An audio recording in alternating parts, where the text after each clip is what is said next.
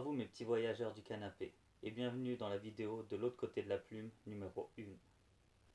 Les vidéos de l'autre côté de la plume vont être des vidéos de conseils d'écriture qui vont parler à chaque fois de sujets bien spécifiques. Pour cette première vidéo, nous allons parler de l'inspiration et des idées. Je pense qu'il s'agit du premier sujet à évoquer car c'est de là que naît n'importe quelle création, que ce soit dans l'écriture ou dans d'autres domaines. Il faut toujours avoir une bonne idée. Et l'idée vient d'une inspiration qu'on peut avoir à un moment donné. J'ai décidé de vous donner ma vision des choses qui a pu être nourrie par des auteurs lors de masterclass ou par des idées ou des discussions que j'ai pu avoir avec mes proches. L'inspiration est souvent qualifiée d'innée et présentée comme une chose que l'on possède ou qu'on ne possède pas, à tort. En réalité, l'inspiration s'acquiert, se nourrit, s'entretient, se développe. En réalité, l'inspiration se travaille. L'inspiration est le premier mécanisme de la création. Et comme chacun de ces mécanismes de la création, il s'ancre par l'habitude et par la pratique. L'inspiration n'est pas quelque chose que l'on cherche. L'inspiration est partout autour de nous. Comme l'inspiration n'est pas quelque chose qui se cherche, la difficulté n'est pas de la trouver, mais d'être dans un état qui nous permet de capter autour de nous les différentes sources d'inspiration qui existent.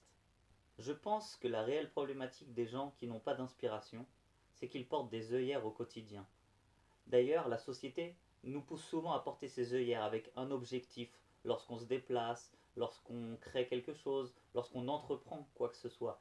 Or, en faisant preuve d'un peu plus d'ouverture d'esprit et d'attention sur ce qui nous entoure, on va pouvoir se mettre à entendre des choses que l'on n'avait pas l'habitude d'entendre aux mêmes endroits, de voir des choses qui nous avaient échappé lors de trajets, lors d'observations, lors de balades. On va tout simplement apprendre à sentir et ressentir les choses différemment, avoir une vague de sensations qui s'ouvre à nous sur notre monde extérieur. Depuis tout à l'heure, je vous parle du monde extérieur, mais je pense aussi que l'inspiration peut venir de nous-mêmes. C'est pourquoi il va falloir être à l'écoute des choses que l'on peut ressentir au fond de soi. Des choses que l'on peut ressentir au quotidien, mais surtout, je pense, les plus grandes sources d'inspiration seront les choses que l'on peut ressentir dans des épreuves importantes ou dans des joies immenses, dans des vrais virages de notre existence. Dans tous les cas, avoir de l'inspiration n'est pas quelque chose de simple, c'est quelque chose de difficile. C'est pourquoi la politique du moindre effort est la première chose à proscrire. Il faut donc être actif dans notre démarche et non attentiste.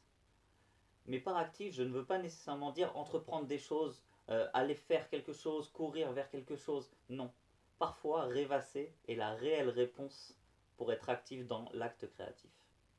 Ce terme de rêvasser, je l'ai volé à Marc-Emmanuel Schmitt qui en parle dans sa masterclass. Il parle de cet état un peu particulier où on peut se retrouver lorsqu'on va un peu s'ouvrir à entendre, à capter des choses qu'on n'a pas l'habitude de capter.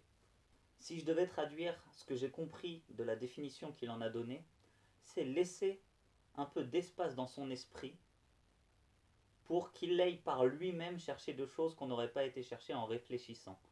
C'est le laisser créer en lui laissant juste l'espace mental de créer. En effet, lorsqu'on pense activement, sans cesse, à des tâches à faire, à penser à une idée, à essayer de la développer, on ne laisse pas place à la création naturelle, le pur instinct créatif que l'on peut avoir chacun en soi. Donc c'est souvent dans cet état entre deux mondes, la rêverie et le réel, que nous allons trouver les meilleures idées. La dernière phase importante de l'inspiration est de ne pas laisser s'échapper ces idées, de leur mettre un minimum de données dessus pour pouvoir les fixer sur un support. Pour ma part, j'ai un fichier Word sur mon ordinateur qui s'appelle boîte à idées. Dedans, je vais aller y mettre parfois une phrase, un titre, un terme, un sujet, et je vais le nourrir par la suite et faire grandir cette idée au sein de ma boîte à idées. À l'heure actuelle, dans ma boîte à idées, j'ai 3 romans qui commencent à être construits, plusieurs nouvelles qui permettent de faire un recueil global sur une idée générale, mais j'ai aussi une phrase par-ci, une phrase par-là, qui n'ont pas encore de résonance en moi. Pour le moment, elles sont de simples phrases, mais je m'efforce d'ouvrir ce fichier de boîte à idées régulièrement pour les relire, et peut-être y repenser un peu. Surtout, dans cette boîte à idées, mettez vraiment l'intégralité des idées que vous pouvez avoir. Il n'y a jamais rien de ridicule, chaque idée est intéressante. De plus, Si vous pensez que cette idée a déjà été traitée, n'hésitez pas à quand même la mettre dans votre boîte à idées, car le ton sur lequel vous allez traiter le sujet ou votre propre vision de ce sujet peut être quelque chose d'intéressant. Tous les sujets ont été traités, mais tout n'a pas été dit, et surtout, votre façon de le dire n'a pas été exploitée. En conclusion, l'inspiration permet de toucher du doigt une quantité infinie d'idées. C'est un travail du quotidien, un travail de longue haleine, un travail qu'il va donc falloir faire avec sérieux et régularité. L'étape suivante, qui est sûrement une des étapes les plus difficiles, est le tri de ces idées. Comme je vous le disais auparavant, moi je mets l'intégralité des idées dans ce fichier et je décide de le relire de temps en temps pour y penser, pour pouvoir me remettre en tête les différentes idées que j'ai pu avoir et voir avec mon humeur du moment, avec mon état de pensée actuel, lesquelles je vais pouvoir développer et peut-être développer jusqu'à la création d'une œuvre. Une idée est quelque chose de précieux. Comme chaque chose précieuse, il faut l'entretenir. Et pour entretenir les choses correctement, il faut du temps. Il va falloir laisser cette idée mûrir en vous, nourrir, s'ancrer. Marc-Emmanuel Schmitt parle souvent de cette notion de racine ancrée en vous pour une idée. Il est important que vous puissiez la nourrir par ses racines pour qu'elle puisse grandir. Si vous ne pouvez pas le faire, alors je suis désolé de vous le dire, mais cette idée n'est pas pour vous. Si vous n'arrivez pas à écrire sur cette idée, cela ne veut pas dire que l'idée est mauvaise, mais qu'elle n'est pas pour vous, comme je viens de vous le dire.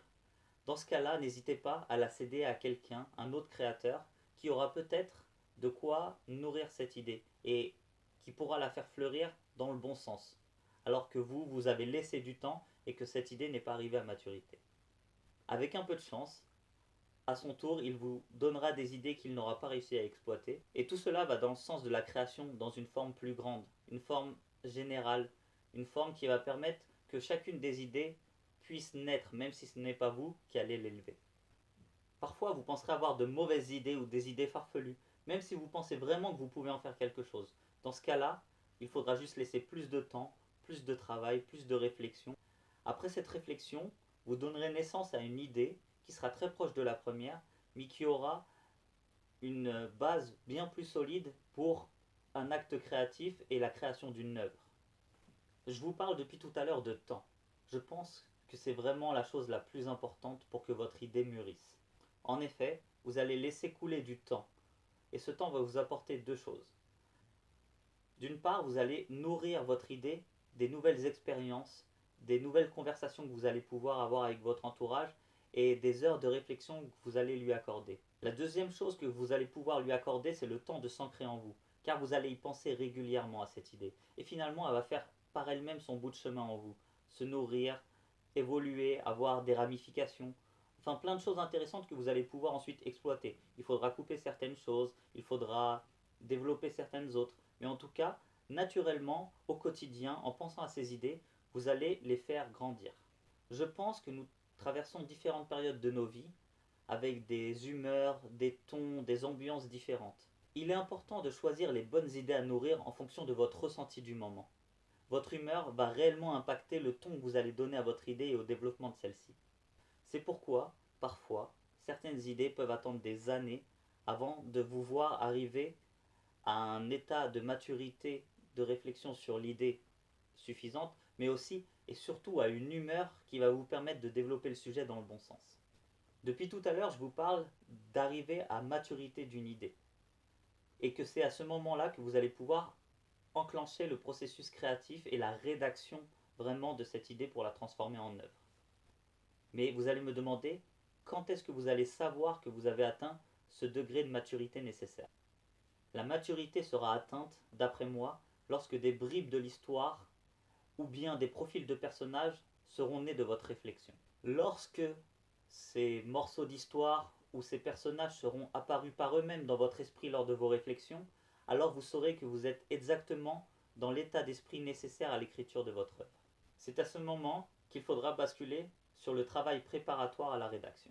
Si vous n'atteignez jamais ce degré de maturité sur une idée, c'est que vous devez la partager à quelqu'un ou bien la partager avec quelqu'un et écrire, la nourrir, pas seulement par vous mais aussi par quelqu'un d'autre. Et du coup écrire peut-être à 4 mains, à 6 mains. Pour finir cette vidéo, je vais vous faire un petit résumé des différentes étapes qu'il faut d'après moi traverser entre la phase d'inspiration et la création d'une idée jusqu'à la phase de travail rédactionnel. Pour moi, la première étape est de rester ouvert au monde qui vous entoure et à votre propre ressenti au quotidien. Être tout le temps dans un état de créateur. D'après moi, la deuxième étape correspondra à la récupération des idées qui vont naître de cet état. Ces idées, vous pourrez les compiler comme moi dans un fichier Word ou bien dans un carnet ou bien dans un mémo de votre téléphone, peu importe. Mais pour ma part, je préfère la forme électronique car à chaque fois que je vais réfléchir par la suite à cette idée, ce qui sera l'étape 3, je viendrai nourrir le petit paragraphe que j'aurai écrit sur cette idée. Et lorsque le paragraphe sera suffisamment important, que j'aurai de réelles bribes de l'histoire, que j'aurai quelques personnages, y compris les personnages clés qui seront apparus, alors je passerai à l'étape 4, celle du travail préparatoire à l'écriture. J'espère que cette vidéo sur l'inspiration et le traitement des idées vous aura plu. Je reviendrai vers vous pour d'autres vidéos de l'autre côté de la plume, qui seront de nouveau des conseils d'écriture. Pour les prochaines vidéos, nous parlerons du processus créatif dans ses différentes étapes. Je peux dès à présent vous dire que la vidéo numéro 2 traitera de la création d'un univers. J'espère que cette vidéo vous a plu. Si c'est le cas, n'hésitez pas à la liker, à la partager à vos proches, à échanger avec moi sur ce que vous avez pu penser ou à me poser vos questions dans les commentaires et à vous abonner à la page pour accéder aux prochaines vidéos dès qu'elles sortiront. En attendant, n'hésitez pas à venir échanger avec moi sur mes réseaux sociaux ou à suivre mon activité, que ce soit sur ma page Facebook ou sur mon Instagram. Je vous dis à très bientôt mes petits voyageurs du canapé et d'ici là, portez-vous bien.